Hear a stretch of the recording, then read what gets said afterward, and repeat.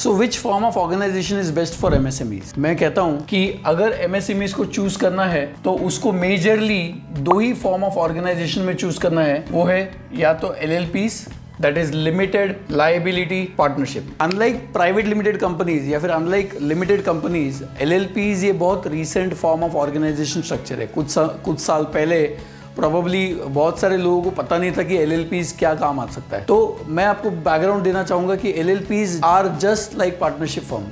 आप जो काम पार्टनरशिप फर्म्स में कर सकते हो वही सब एलएलपीज में भी कर सकते हो। बट एक मेजर एडवांटेज है आपको एलएलपीज का, विच इज लिमिटेड लाइबिलिटी। जब हमने प्रोप्राइटरी कंसर्न्स या नॉर्मल पार्टनरशिप्स का बात किया था तो हमने उसमें देखा था कि सबसे बड़ा चैलेंज है in proprietary concerns and partnership firms is unlimited risk and unlimited liability. मतलब कि प्रोप्राइटर या पार्टनर्स का पर्सनल असेट्स भी अटैच हो सकता है अगर बिजनेस लॉसेज में जाए और उनको लाइबिलिटी आ जाए which is more than business of the firm और प्रोप्राइटरी कंसर्न। तो इसमें मैं अगर आपको बताना चाहूं तो आपको लिमिटेड लायबिलिटी पार्टनरशिप में वो सब एडवांटेज मिलते हैं जो आपको एक पार्टनरशिप फर्म में होते हैं। ये एक कॉर्पोरेट फॉर्म ऑफ ऑर्गेनाइजेशन है जहां पे रूल्स का सर्टेनिटी है। आप किस तरीके से ये बिजनेस को चलाएंगे इसका सर्टेनिटी है। इसमें आपको जो फंडिंग ऑप्शंस है वो नॉर्मल पार्टनरशिप से बेहतर है। कंसिडरिंग दैट ये जो एलएलपीज होता है ये एक सेंट्रल एक्ट के थ्रू गाइड किया जाता है जहाँ पे रूल्स रेगुलेशन सब डिसाइडेड है। ये टाइप ऑफ ऑर्गेनाइजेशन को फंड करने के लिए बहुत सारे लोग आगे आ सकते हैं। एलएलपीज के फंडिंग ऑप्शंस बहुत ओपन होते हैं, ठीक है। इसमें बैंक आपको प्रॉपर फंडिंग दे सकता है।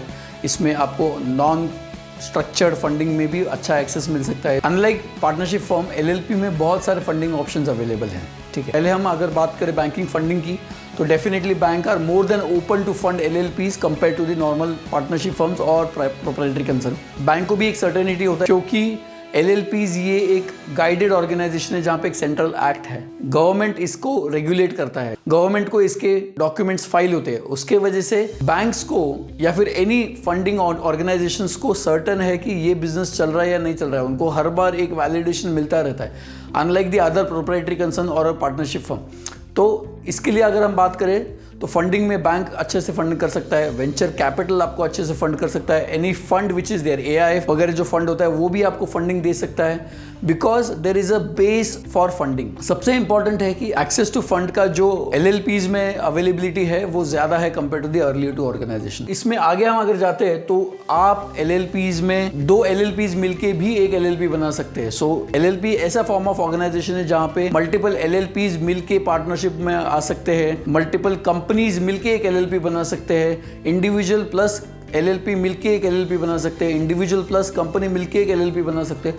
तो इतना वर्सेटिलिटी है, आप ये बिजनेस को इतना एक्सपेंड कर सकते हैं। आपका एक एलएलपी डेफिनेटली मल्टीपल बिजनेसेस में पार्टिसिपेट करके आपका लाइबिलिटी लिमिटेड रख सकता है। इन केस आप बहुत सारे बिजनेसेस में पार्टनर्स है तो इसमें अगर कल को समझो कुछ दिक्कत आ जाती है कोई भी एक बिजनेस में तो आपका पर्सनल असेट कहीं पे भी अटैच नहीं होने वाला है, आपका असेट ऑफ द एलएलपी भी अटैच नहीं होने वाले। इसमें सिर्फ एक ही चीज है जो आपको समझ लेना चाहिए कि ये पूरा एडवांटेज आपको मिलता है जब आप नॉर्मल कोर्स ऑफ बिजनेस करते हो। मतलब कि आप अगर कोई फ्रॉड नहीं कर रहे हो तो डेफिनेटली आपको वो एडवांटेज मिलेगा। ये सबसे इंपॉर्टेंट पार्ट है पूरे प्रोसेस का। लाइबिलिटी लिमिटेड है, कल को अगर समझो कुछ दिक्कत आ जाती है तो आपको कोई परेशानी नहीं होने वाली है। यहाँ पे आपका लाइबिलिटी लिमिटेड है, limited to the extent of asset और your contribution in the LLP. मतलब आपने जितना पैसा एलएलपी में डाला है या आपको जितना पैसा एलएलपी को देना बाकी है उतना ही आपको पैसा देना पड़ेगा। सो सबसे बड़ा एडवांटेज है।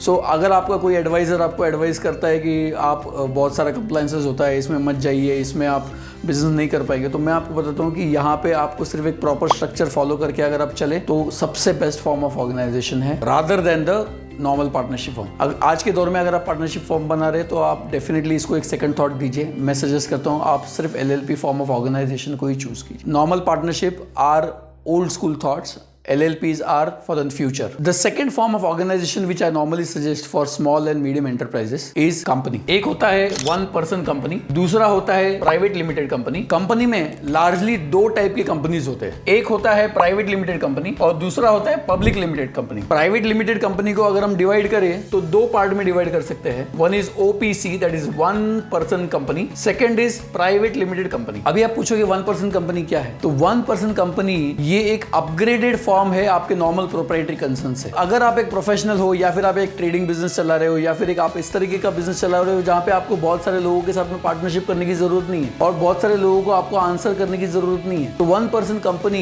ये बेस्ट फॉर्म ऑफ ऑर्गेनाइजेशन है आपके बिजनेस के लिए। यहाँ पे सबसे बड़ा एडवांटेज है कि ये कॉर्पोरेट फॉर्म ऑफ ऑर्गेनाइजेशन है, मतलब कि आपका बिजनेस प्राइवेट लिमिटेड कंपनी बोल के ही माना जाएगा। इसमें थोड़े बहुत कंप्लायंसेस होते हैं but not to the extent कि आपको ये बिजनेस करने से रोके। इसमें थोड़े बहुत कंप्लायंसेस डेफिनेटली होते हैं। आपके प्रोप्राइटरी कंसर्न में आप नॉर्मली जीएसटी रिटर्न फाइल करते हो या फिर आप एक सालाना इनकम टैक्स रिटर्न फाइल करते हो, इसमें भी उसी तरीके से होता है बट एक एडिशनल कंप्लायंस उसमें जुड़ जाता है जो है ROC compliance, that is register of companies, या हम बात करेंगे मिनिस्ट्री ऑफ कॉर्पोरेट अफेयर्स की। ये ओपीसी फॉर्म ऑफ ऑर्गेनाइजेशन ये ministry of corporate affairs regulate करता है। It is as per the act of the parliament, companies act 2013 के हिसाब से ये चलता है। बहुत सारा सर्टेनिटी है, आपका रिपोर्टिंग प्रोसेस बहुत स्टैंडर्ड है, आपका क्वालिटी ऑफ एग्जिस्टेंस अच्छा हो जाता है, आपका कॉर्पोरेट फॉर्म होने की वजह से आपका रिकॉग्निशन लेवल चेंज हो जाता है। आप एक नॉर्मल प्रोप्राइटरी कंसर्न चलाइए या फिर आप एक प्राइवेट लिमिटेड कंपनी चलाइए, प्राइवेट लिमिटेड कंपनी को डेफिनेटली एक ज्यादा अडेप्टेबिलिटी या एक्सेप्टेबिलिटी है कोई भी प्रोसेस में। आप देख लीजिए, या तो आप कस्टमर एक्विजिशन में बात कर लीजिए या फिर आपको वेंडर मैनेजमेंट में बात कर लीजिए या फिर आप एक्सेस टू फंड में बात कर लीजिए, सभी तरीके पे प्राइवेट कंपनी को एडवांटेज मिलता है। तो ओपीसी को एडवांटेज क्या मिलता है? ओपीसी में सिर्फ एक ही ओनर होता है, unlike the other private limited company. OPC में आप सिंगल ओनर रह के चलता है। बहुत सारा इनोवेशन किया है और ये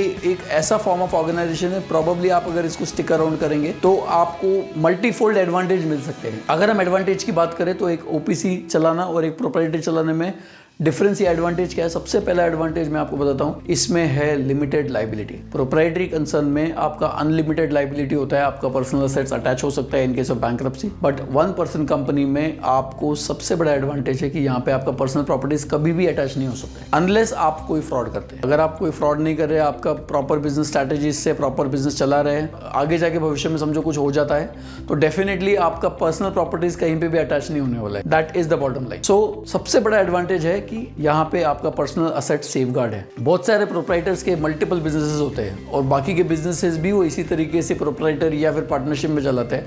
तो इसमें एक सबसे बड़ा डिसएडवांटेज होता है कि उनके लॉसेस अगर हो जाए तो आपके दूसरे बिजनेस असेट्स को भी वो इम्पैक्ट करेगा, बट यहाँ पे वो नहीं होगा। यहाँ पे अगर आपका एक 1% कंपनी या फिर एक प्राइवेट लिमिटेड कंपनी या एक एलएलपी कुछ भी अगर उसमें दिक्कत आ जाता है तो आपका पर्सनल असेट्स कभी भी कहीं पे भी परेशानी में नहीं आएगा। तो 1% कंपनी में सबसे दूसरा बड़ा एडवांटेज है कि अनलाइक बाकी के प्राइवेट लिमिटेड कंपनीज, 1% कंपनी में कंप्लायंस गवर्नमेंट ने बहुत ही कम कर दी है comparative to other private limited companies. Annually उनके बोर्ड मीटिंग्स होना या फिर एजीएम होने में भी बहुत सारा उन्होंने ऑप्शंस दिया है, बहुत सारा लीजर दिया है। ठीक है, सो यहाँ पे बहुत कम कंप्लायंसेस है।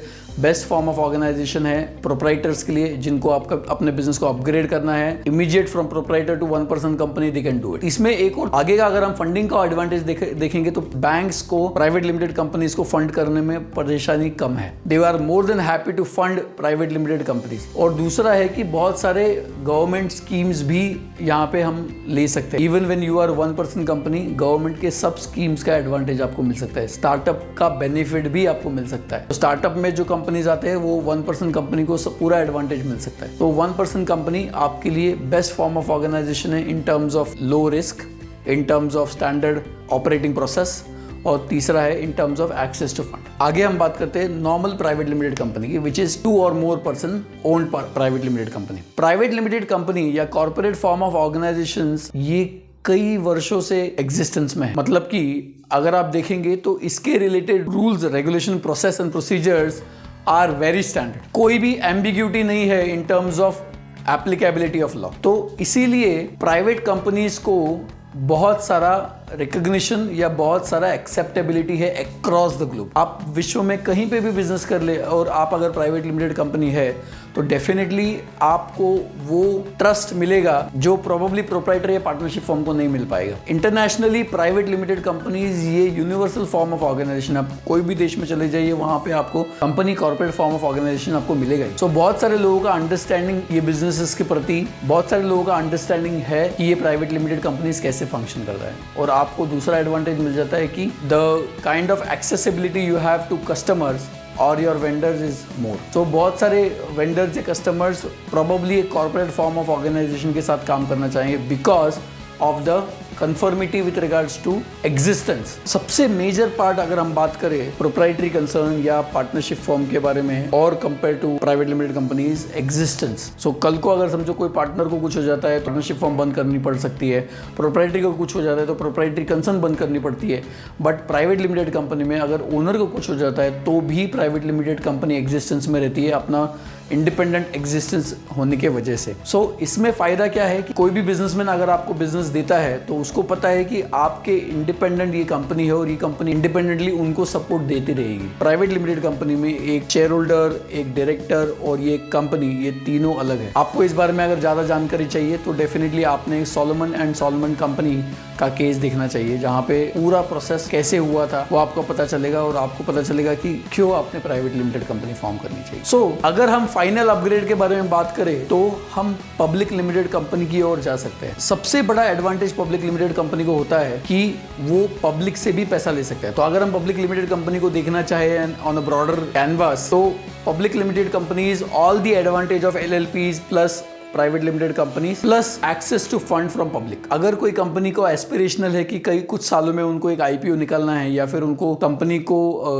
लार्ज फंड एक्सेस के लिए एलिजिबल बनाना है तो डेफिनेटली उनको खुद की कंपनी को कन्वर्ट करना चाहिए पब्लिक लिमिटेड कंपनी में। पब्लिक लिमिटेड कंपनीज में मिनिमम 7 शेयर होल्डर्स का जरूरत होता है और अगर आपके पास 7 शेयर होल्डर है, आपके पास 3 डायरेक्टर्स है तो डेफिनेटली आपका एक पब्लिक लिमिटेड कंपनी अपग्रेड हो सकता है। आपका प्राइवेट लिमिटेड या LLPs को भी आप अपग्रेड कर सकते हैं। तो LLPs को आप अपग्रेड कर सकते हैं प्राइवेट लिमिटेड कंपनी में, प्राइवेट लिमिटेड को आप अपग्रेड कर सकते हैं पब्लिक लिमिटेड कंपनीज में। सो कोई भी कंपनी को अगर एस्पिरेशनल है कि उनको IPO निकालना है तो definitely public limited company form of organisation में ही उसको IPO निकाल सकता है। तो इसीलिए आपको वो एंगल से आपके बिजनेस को देखना चाहिए। ये सीरीज में डेफिनेटली हम बात करेंगे फंडिंग ऑप्शंस की। उसमें हम ये बारे में डिस्कस करेंगे कि कैसे हम हमारे फंडिंग ऑप्शंस को इनोवेट कर सकते हैं और एक्सेस टू फंड बढ़ा सकते हैं। Coming back to the discussion where we started कि अगर आपका प्रोप्राइटरी कंसर्न है या फिर आपका एक पार्टनरशिप फर्म है तो आपने डेफिनेटली उसको अपग्रेड का सोचना चाहिए to either LLP, to 1 person company, to normal partnership या फिर एक पब्लिक लिमिटेड कंपनी के बारे में। तो if you choose a corporate form of organization you have more stability in terms of business outlook, you have more stability in terms of access to fund, you have more stability in terms of growth of your business holistically. So definitely आप आपके business को ये angle से देखिए और सोचिए कि आपका जो करंट ऑर्गेनाइजेशन स्ट्रक्चर है क्या वो आपका बिजनेस ग्रो करने में आपको मदद कर रहा है या आपका बिजनेस को रेस्ट्रिक्ट कर रहा है। आप हमको रीच आउट कर सकते हैं ऑन द ईमेल एड्रेस। मैं डिस्क्रिप्शन में ईमेल एड्रेस लिख दूंगा जहां पे आप आपके अगर कोई क्वेरीज है तो डेफिनेटली आप हमको वहां पे लिखिए, हम उसको सॉल्व करने की कोशिश करेंगे। मैंने जितना कुछ कहा है एक डिस्क्लेमर है कि आप कोई भी डिसीजन ले आपके कॉर्पोरेट गवर्नेंस प्रोफेशनल से बात करके ही डिसीजन ले। मैंने ये जो सीरीज बनाया है ये सीरीज इंफॉर्मेटिव सीरीज है, आपको एक नया पर्सपेक्टिव देने के लिए बनाया हुआ है। बट डिस्क्लेमर है कि प्रोफेशनल जो आपका है उसको पूछे बगैर डिसीजन न लीजिए। हमारे दिए हुए जानकारी को आप पर्सपेक्टिव में रख के डिसीजन लीजिए। अगर आपको और जानकारी चाहिए या फिर आपको कोई और क्लैरिटी चाहिए तो मैं डिस्क्रिप्शन में हमारा ईमेल एड्रेस लिख दूंगा, आप उस पर लिखिए, हम उसको आंसर करने की कोशिश करेंगे।